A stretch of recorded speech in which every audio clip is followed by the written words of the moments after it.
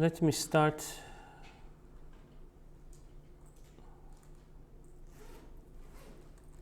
by cleaning up something that I forgot to mention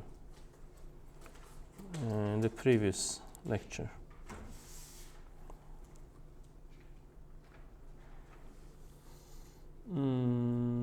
Chapters.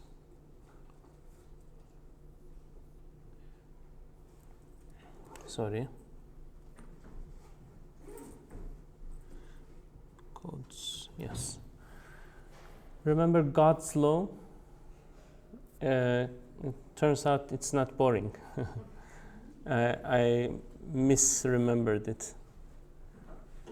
So if you go to the end of this paper that I mentioned, there is actually a nice table that gives you all possible rules.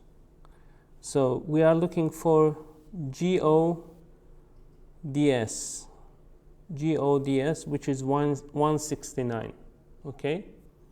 Rule 169 is God's law, and if you put 169 and run it, it's not bad at all, right? Like it's telling you go towards the light, okay? And if you start randomly, maybe you can do it randomly. It's not boring at all. It's very nice. Okay. What else I forgot to mention is I forgot to sell you cellular automata. Okay, I just mentioned it, I just discussed it, but I think I didn't give enough information about how awesome it is. So let me just show you one paper, for example.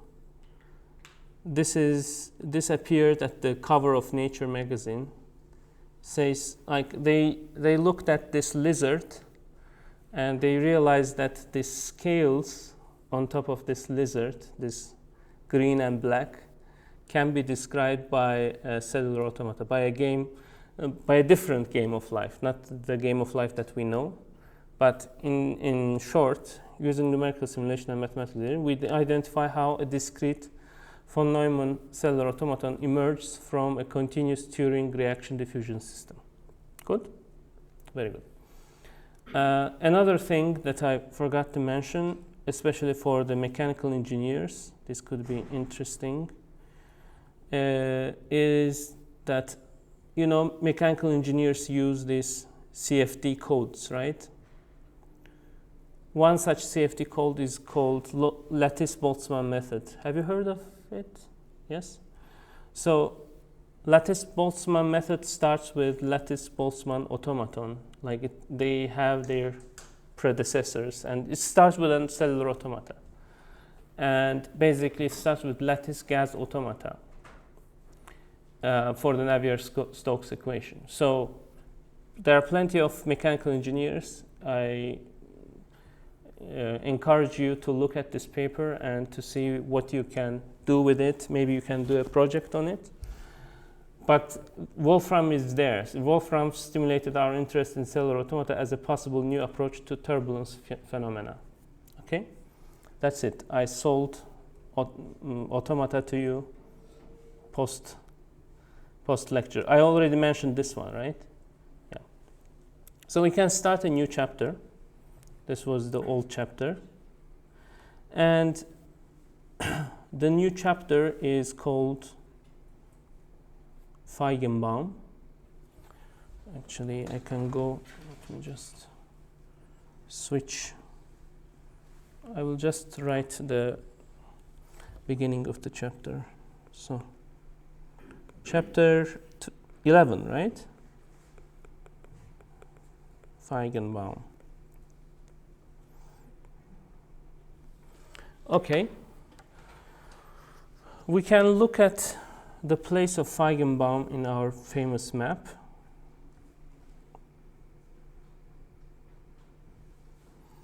So, do you see Feigenbaum? Here. For some reason I didn't put the thing around it. I'm sorry about that. Let me tell you why I didn't put a circle around him. these circles are people who I cited in my automata paper. Okay, you remember the automata paper? So I managed to cite all these people, but apparently I didn't have Feigenbaum there. But in any case, Mandelbrot is here, Feigenbaum is here, Lawrence is here. They are all chapter names. Okay. So we are dealing with chaos theory here, nonlinear systems and chaos, and we are going to follow a book written by Steve Strogatz, okay, who is also on the map, who had major contribution to network science and synchronization. Okay, many names, right? Let's just Google those names. Mitchell, Feigenbaum.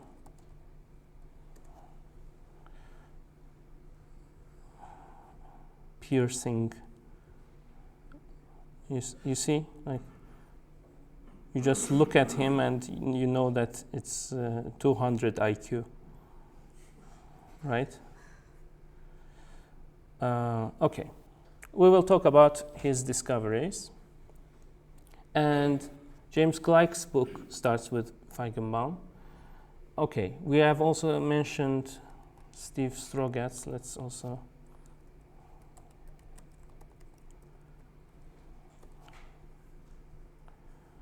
okay. Let me first show his. Yeah. He's very famous for this book, Collective Dynamics of Small World Networks. Do you know what small world stuff is? No? It's a small world. Like you meet someone in Australia and they are also from Azerbaijan and you say it's a small world. Yeah, basically they investigated how that is actually happening, and it's right at the beginning of something called network science. Yeah, I'm going from place to place, doesn't matter, right? So basically imagine a network. This is a regular network. Then, for example, for someone to be at a close distance to someone here, it's very rare, right? But if you just shuffle a few connections, then everyone gets very close to each other very quickly. Like, I have shaken hands with President Erdogan, and he have shaken hands with everyone, basically, right? Biden and stuff. So I have 2 order away from every politician in the world, right? It's like that. You know, 6 degrees of separation? Have you heard of that effect? Like any 2 people are at most 6 degrees of separation from each other. You can always find the path from one to the other. This is the science of that stuff, like networks, how they behave, etc. Then the next item here is this book, Nonlinear Dynamics and Chaos. You, as Bilkent University students, can download it from your library. And this is the downloaded version here, okay? Looks like this. And we will kind of devour this book in less than a month. It's normally a separate course, but we will do it really quickly. So let's start reading this book. Is that okay? Let's first look at, in general, what we have here. Where am I? I'm here. When I'm doing this, I'm not there. Yeah, okay. So let's look at the contents. There are a lot of things that are really familiar already, fractals, things like that. What we are going to do is we are going to start from chapter 10, okay? Then we will go back and learn from chapter 1 and come back to 10, etc. But let's start by reading this overview. Okay. There's a tremendous fascination today with chaos and fractals. James Gleick's book, Chaos, you should read it, was a bestseller for months, an amazing accomplishment for a book about mathematics and science. Picture books like The Beauty of Fractals by Peitgen and Richter can be found on coffee tables, on living rooms, everywhere. It seems that even non-mathematical people are captivated by the infinite patterns found in fractals. Perhaps most important of all, chaos and fractals represent hands-on mathematics that is alive and changing. You can turn on a home computer and create stunning mathematical images that no one has ever seen before. The aesthetical appeal of chaos and fractals may explain why so many people have become intrigued by these ideas, but maybe you feel the urge to go deeper, maybe you don't, to learn the mathematics behind the pictures and to see how the ideas can be applied to problems in science and engineering. And that is really a promise. At some point, all these fractals will have everything to do with everything. That point is very close. The style of this book is informal, as you can see, with an emphasis on concrete examples and geometric thinking rather than proofs and abstract arguments. It's also an extremely applied book. Virtually every idea is illustrated by some application to science or engineering. In many cases, the applications are drawn from the recent literature. Of course, one problem with such an applied approach is that not everyone is an expert in physics and biology and fluid mechanics. Okay, so the science as well as mathematics will need to be explained from scratch, etc.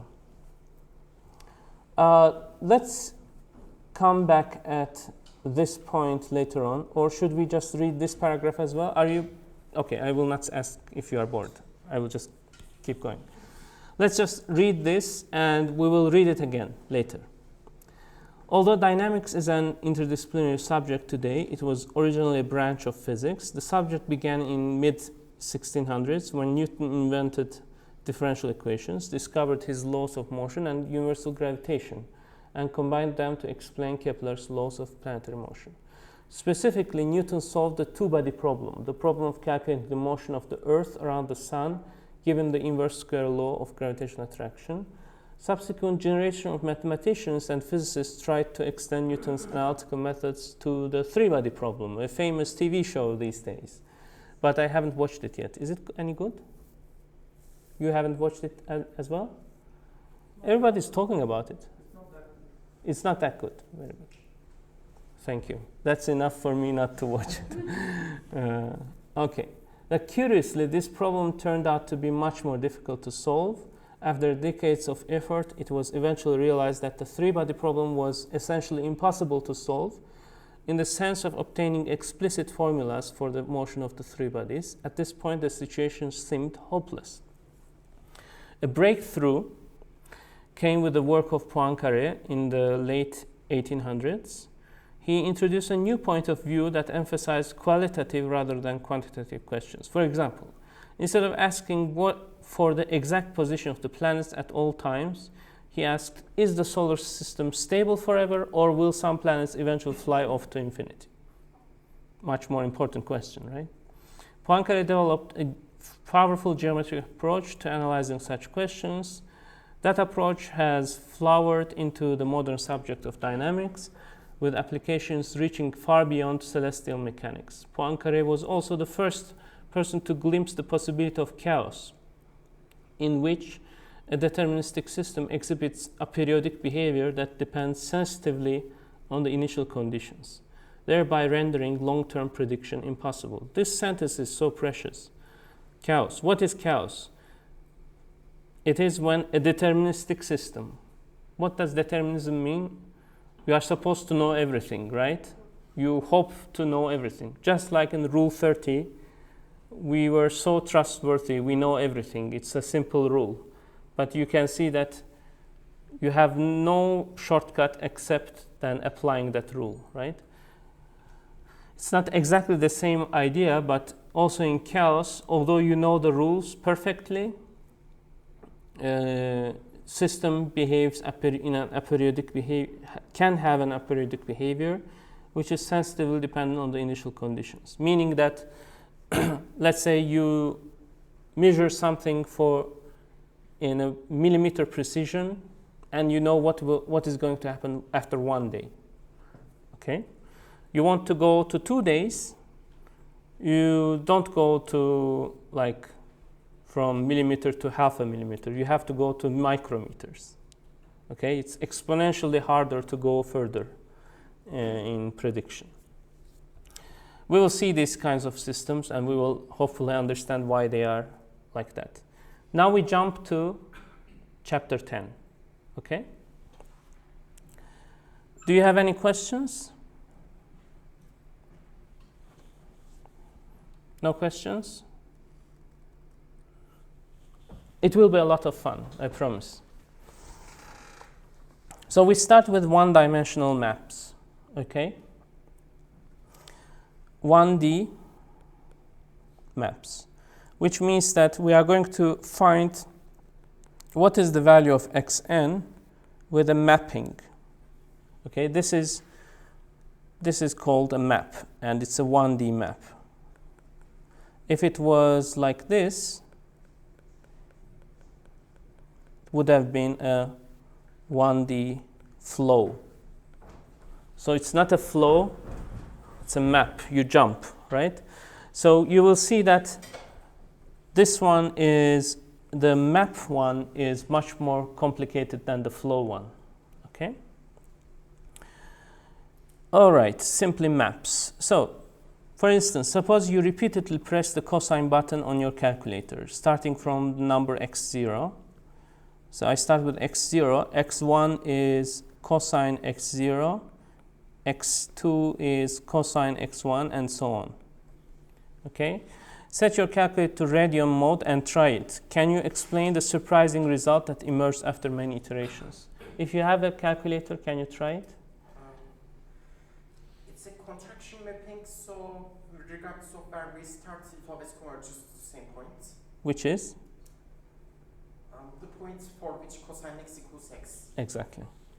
The point where cosine, you see, when x is equal to cosine x, we will stop, right? Because x is already equal to cosine x. So how does cosine x look like? It looks like this, right? This is cosine x. We are going ahead of us, but it's fine. And this is x, right? So wherever they meet, it will be that magical point. Okay, but we will come to that. So maps arise in various ways as a tools for analyzing differential equations, but this is getting ahead of us. So let's say this is a surprise that will come later on. Okay, as a models of natural phenomena, we will understand it soon. What do they mean by that?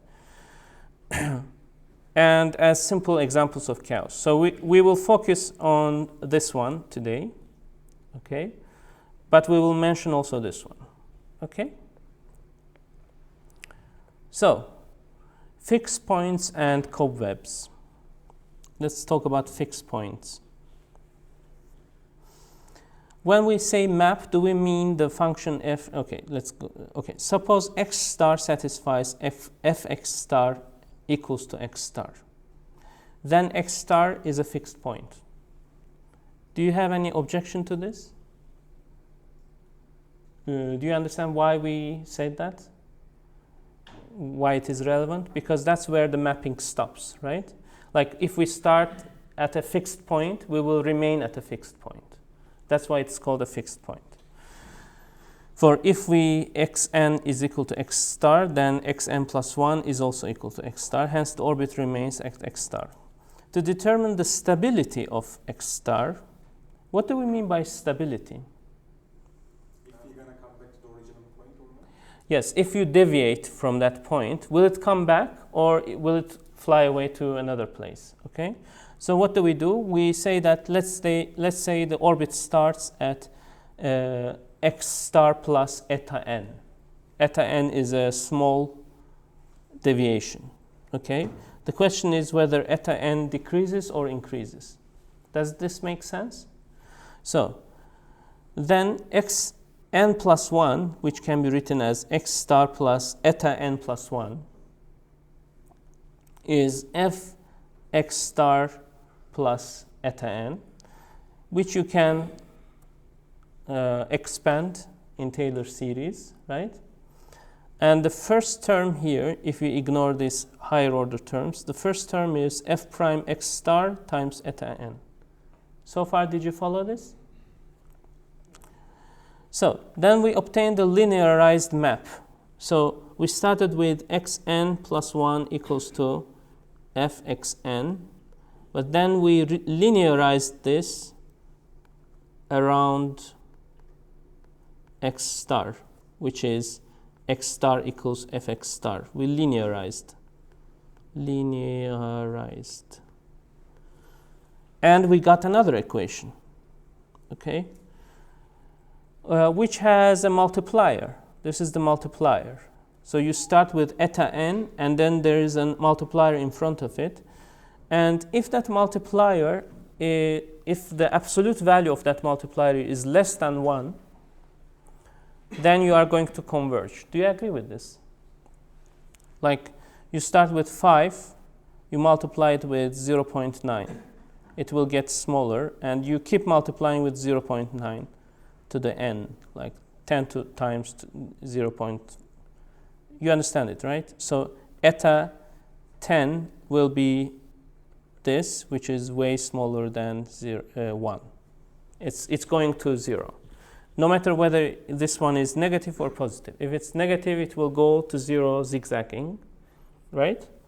But if lambda is larger than 1, absolute value is larger than 1, then you are basically multiplying this with 0.5, which will exponentially increase, right?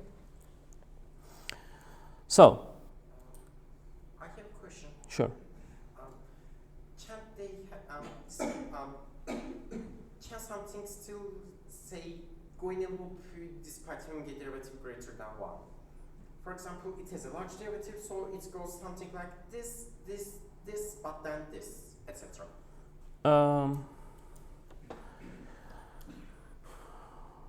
Lambda greater than 1. No. It can't. Eventually, it can. Maybe it comes close, but it can't hit the point, because when it comes close to the point, it gets away, right? Because we linearize the map around that fixed point. So we are promised that there is sort of a shield around that point, which is protecting it from convergence, okay? So it can come back to its vicinity, but it will not remain there. Okay. Find the fixed points for this map. Can you find the fixed point this map? Here it is. How do you find fixed points? You just take x star equals to fx star, right? And this equation has two solutions, this one and this one, right? So what is f prime x? F prime x for this problem is 2x. So when x star is 0, f prime x is 0, which means that x star equals to 0 is a stable point, right? When it's 1, it's unstable. Do you agree? This is a good example for cobwebs. Let me explain what they are. So you basically draw let me just draw a cobweb. So our function is x squared, which looks like this. And when you are doing cobwebs, you are also plotting x f of x equals to x. This is just x equals to x, right? So let's do the cobweb. Cobweb starts at any x you want. So let's start here, and you go to the map. Then you go to this one, then you go to here, then you go to here, then you go to here. you can see that you are approaching the fixed point. Did you see the cobweb? Yes? And what if you start over here? Let me just... What if you start over here, then you go here, right? Yeah. Then what do you do? Then go horizontal to there. Are you sure? Yes. No. Actually, this is what is going to happen. Yeah. You just Go diverge. right. You diverge, right? You diverge like this. And that makes sense because this point is unstable. Are you lost? Yes? No? So that's what cobweb is. All right. You can be in between. For example, consider this map. This is actually sort of your homework. Your homework involves not just this one, but some constant in front of it. Okay? This is what your homework is. So this is for mu equals to 1. For mu equals to 1, what is the fixed point? When is x equals to sine x? At 0. X equals to 0, sine x equals to x. Then what is the derivative of sine x? Cosine x, right? And at 0, it is exactly 1. So then we have a problem because it's neither less than 1 nor larger than 1. These kinds of points, to understand whether they are stable or not, we need to go to the higher orders. Okay? We will not do that. We will just plot the cobweb, and here's the cobweb. And you can see that indeed this point turns out to be an attractor, a stable fixed point, but just it's going there very slowly. It will go eventually there. You can check it in your calculator. It will go to 0 eventually. Now comes the answer to our previous question. What if the mapping is like this? And as you mentioned, it will go there when x is equal to cosine x, and this is a transcendental equation, and its solution is a stable fixed point. Very good, very nice, excellent. Now comes our main point, logistic map. Are you still with me? Let me just... Robert May.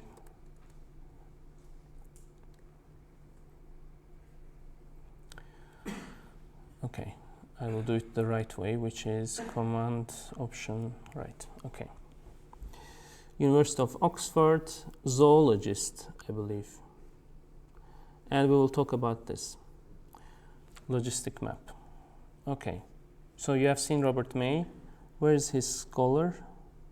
Here it is. Professor of zoology, and this is the paper that I'm looking for. Simple mathematical models with very complicated dynamics. Have you seen this paper before? This paper... But heard it. Yes.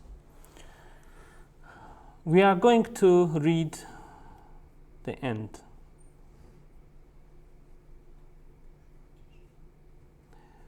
Here is okay.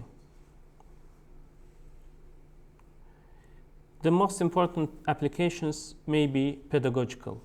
That's why we are teaching it.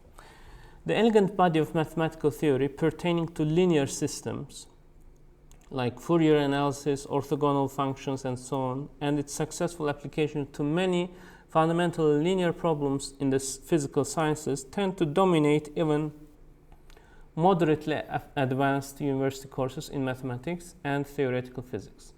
The mathematical intuition so developed ill-equips the students. What? I don't think this word was there when I read it in the normal version. To confront, it's just a misprint. ill-equipped the students to confront the bizarre behavior exhibited by the simplest of discrete nonlinear systems, such as the equation that we are about to see.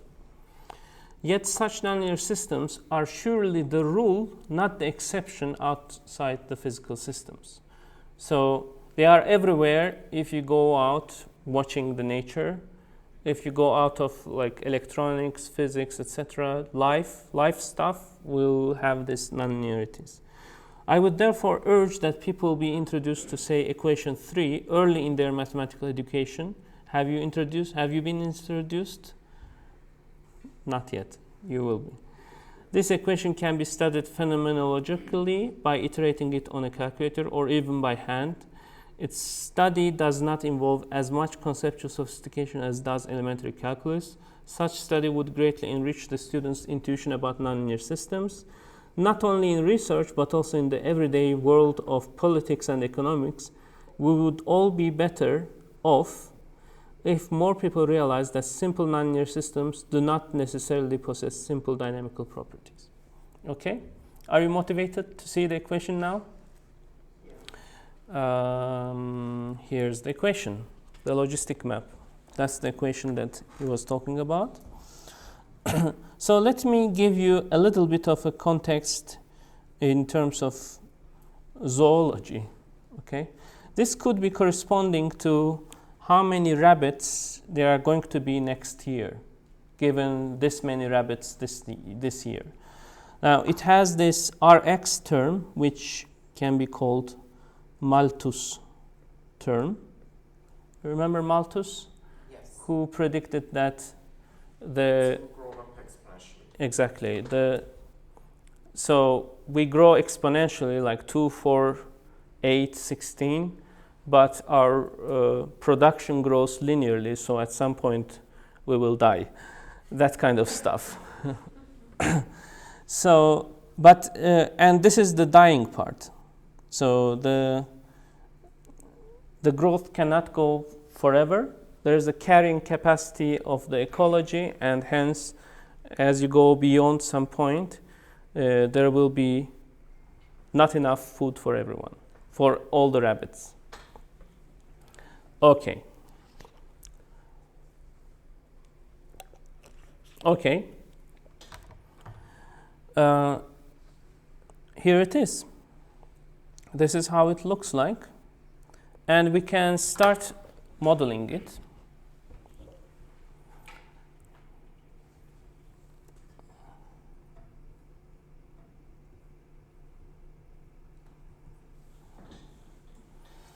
Can you see the letters, or should they be larger or anything? So I didn't use R apparently. Sometimes I use R, sometimes I use lambda. Doesn't matter, right? Well, it's just repeatedly calculating this number, and I have a slider with which I can change lambda. Let me just run this code. So, okay, if I move the slider, it will heal itself, I hope.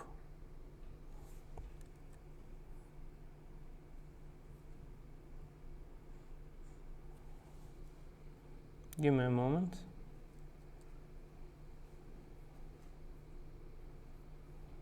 Okay, no worries. Just concentrate on this part. So what is lambda right now, or R? 0.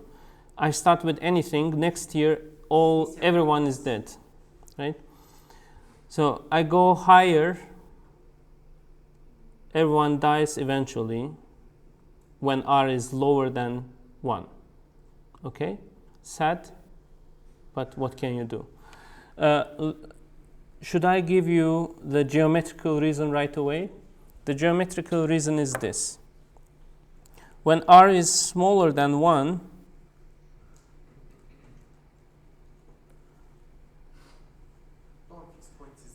the fixed point is 0, and fixed point is attractive. Do you see why? Because the derivative is less than 1. So let's find the derivative. What's the derivative of Rx 1 minus x? Below it at 0, it's R. Below, let me just calculate it. S squared over 2. What is the derivative? R minus Rx. Rx, which is R times 1 minus x. And we are doing it at x equals to 0, so R. When R is less than 1, it's attractive. So the origin is attractive, so everybody dies. Good? Yeah. Very good. Once we are above 1, not everybody dies, but some remain. There's a stable population. There is a stable population. Are we happy with this? Yes? Going up, everything is nice and easy. We are already passing R equals to 2. Then when we pass R equals to 3, something starts happening. Do you see what's happening? Let me go easy. It starts going to the same points, more or less, but in an oscillating way, right? At some point, have you been to the parts of the book where they describe this? Yes, very good. At some point, it goes between many rabbits. Oscillating, right? Yes, the stable. Now it starts oscillating between two values, A, B, A, B, A, B, A, B, A, B. No matter where you start, this is random initial condition, it always comes down to the same point. So far, so good? And that increases. The gap between those two increases.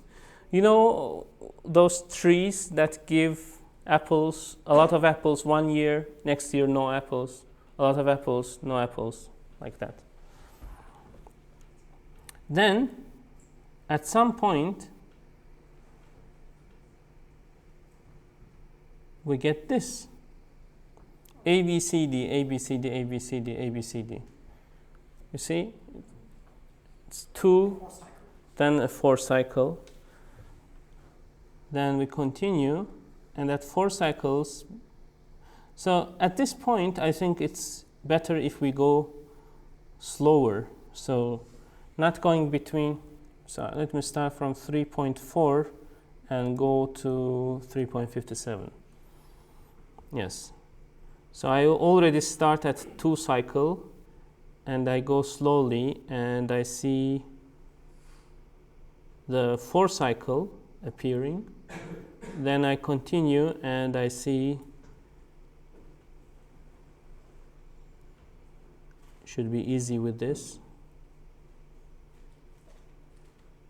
Still 4 cycle, right?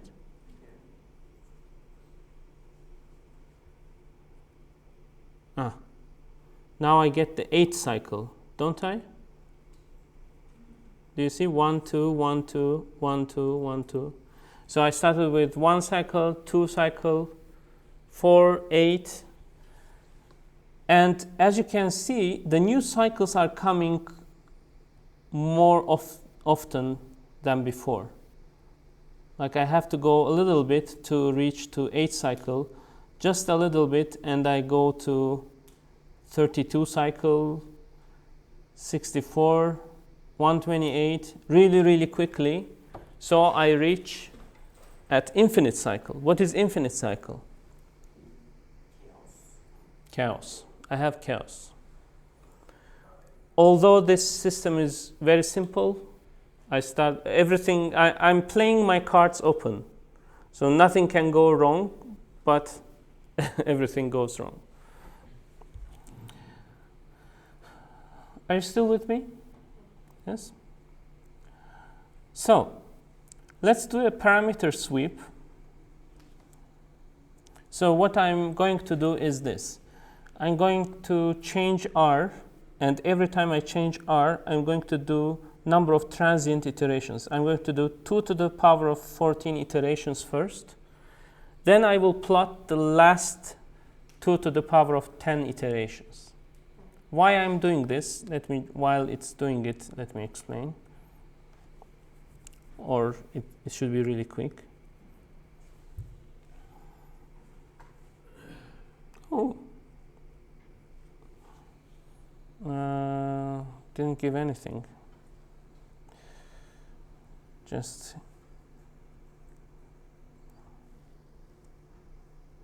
Oh, then it appeared, right?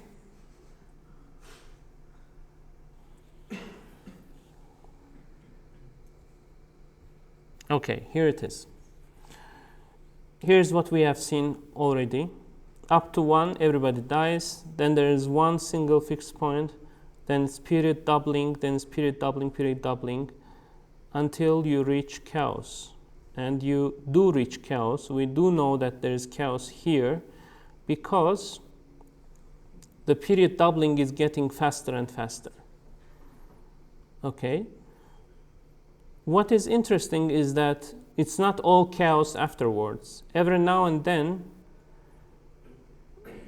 we see a period 3 here opening, a window of period 3, then closing. I mean, period 3 itself bifurcates by period doubling and goes to chaos as well. Okay, maybe you want to see these parts in more detail, so we can go from, we are right now going from 0 to 4, we can maybe go from 3.5 to 3.9.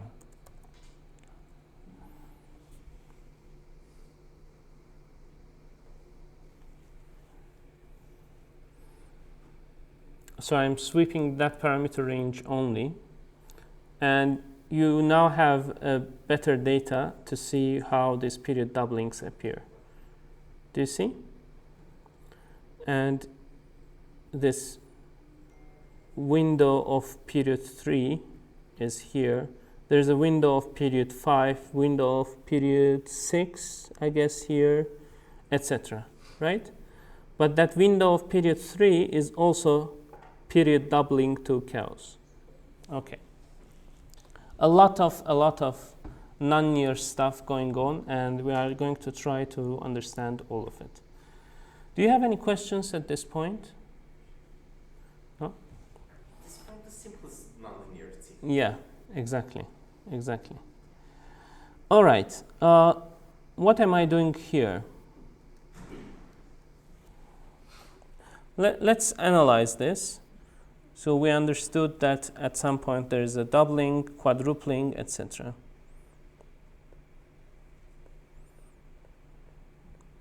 So let's do some analysis.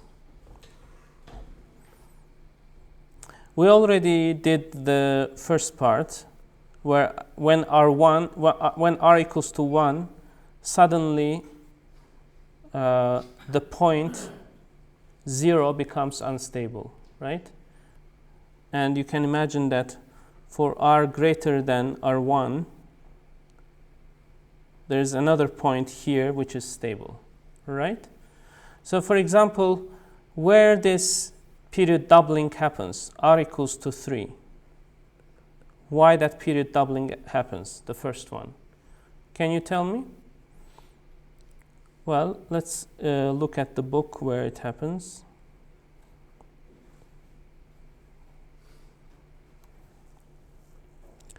Consider the logistic map for this and find all the fixed points and determine their stability. For fixed points to satisfy this, we need to know x equals to 0 or this, which is this. So this is the other fixed point. One of them is at 0, the other one is at 1 minus 1 over r. The origin is a fixed point for all r, whereas x star is in the range of allowable x only if r is greater than 1. Does it make sense? Hopefully. Stability depends on this multiplier, right? Since f prime 0 is r, the origin is stable for r smaller than 1 and unstable for r greater than 1. We already did this part. At the other fixed point, this one, we can look at f prime x star, and x star is 1 minus 1 over r. So we put this in the equation r minus 2rx. 2rx? 2rx, right? Because it's rx minus rx squared, and the derivative is r minus 2rx. Am I making a mistake, or did I make a mistake before? I think I made a mistake before. For some reason, I wrote it like this. Sorry about that. Yeah.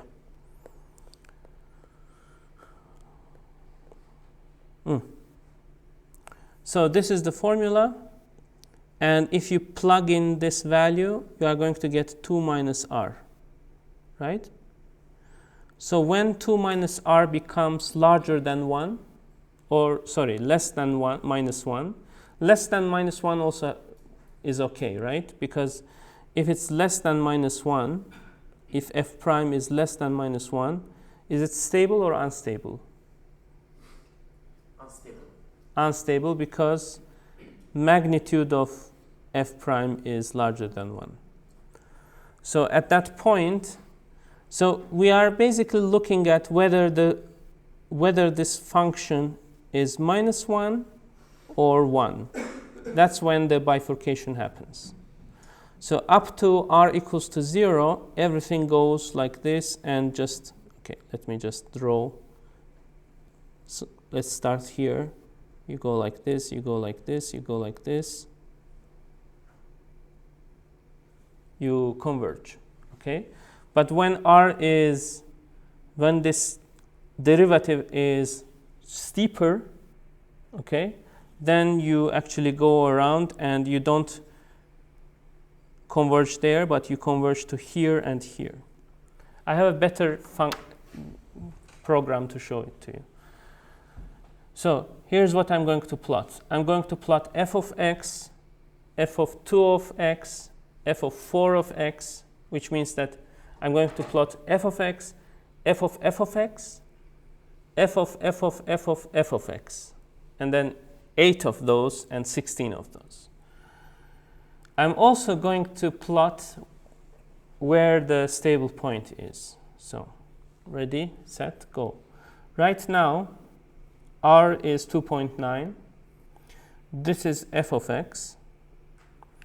This green one is f of x. Okay? Look, when I go to r equals to 3,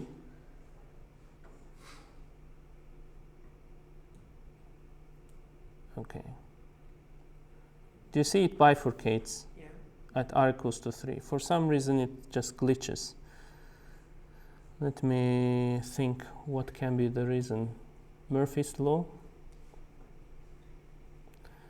Let's just concentrate on what happens at exactly r equals to 3. Do you see that the derivative of this one is exactly minus 1, and the other one, the derivative of the f of x is exactly 1. That's when it just happens to, I have a nice picture in the book. This is what's going on with f squared x. At r greater than 3, this point, which was before r smaller than 3, it was like this. Okay, very hard to draw. Let me. Okay, you will see it.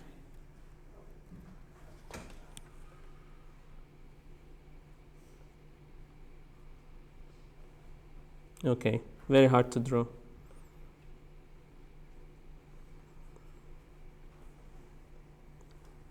Let's just live with this drawing. Do you see this point is right now stable? Why? Because the derivative is less than 1. At the moment when it passes 1 and becomes like this one, that point becomes unstable.